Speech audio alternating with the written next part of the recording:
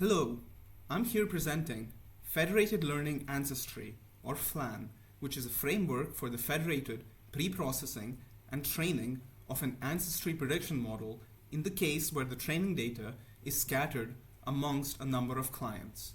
Ancestry prediction is a popular consumer application of genetics, and the falling cost of sequencing in recent years makes it ever more affordable. In spite of this, gaining access to data, especially country-scale biobanks, can be hard for researchers and involves a long application process while running the risk of participant data being leaked. However, the power of federated learning could open up this treasure trove of data for research without exposing any personal information. In federated training, a model is trained in a distributed manner on a number of clients. Each client has its own dataset, which is never transmitted during the training process. A central server coordinates the training, keeping track of the centralized model parameters and aggregating parameter updates from each client. Now, what does FLAN's architecture look like? Each client or node does its own local quality control, followed by variant pruning based on linkage disequilibrium. The server then aggregates the pruning results of the clients and coordinates a federated principal component analysis on the intersection of pruned SNPs. The dimensionality reduction of the pruning helps lower the computational burden of the federated PCA step. These top principal components are then used as the inputs along with the ancestry labels to train a federated model. The training occurs on the clients, which train the model for a given number of epochs before sending parameter updates to the server, which aggregates them according to the desired federation strategy and communicates them back to the clients for the next federated round of training. To test FLAN, we trained an ancestry prediction model on data from the 1000 Genomes project.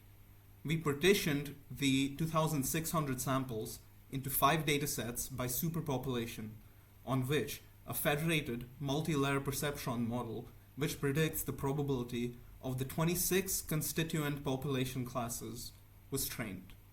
We carried out the training using the federated average federation strategy with a varying number of training epochs per federated communication round. We expectedly saw faster model convergence in the case of more frequent client-server communication. At the same time, if reducing the frequency of communication or communication cost is important, choosing a larger number of epochs per federation round can have the desired effect.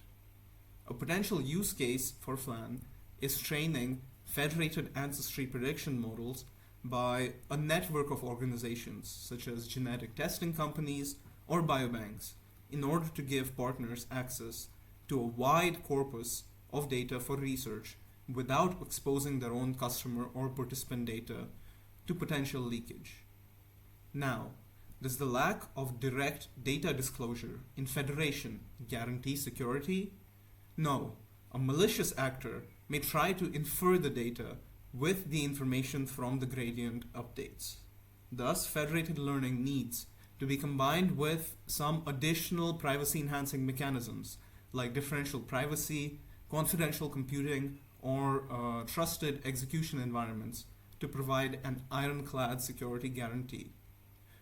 FLAN is written with high performance in mind and is designed to handle large genomic datasets effectively. It's model agnostic and you can federate any neural network. It's built on top of PyTorch Lightning and the Flower Federation engine. It's GPL v3 licensed and is provided as a Python package that can be installed with the dependency management system Poetry. Thank you for your attention, and shout out to my colleagues Alexander, Dmitry, Mikhail, Yegor, Ruslan, and Pavel. Cheers.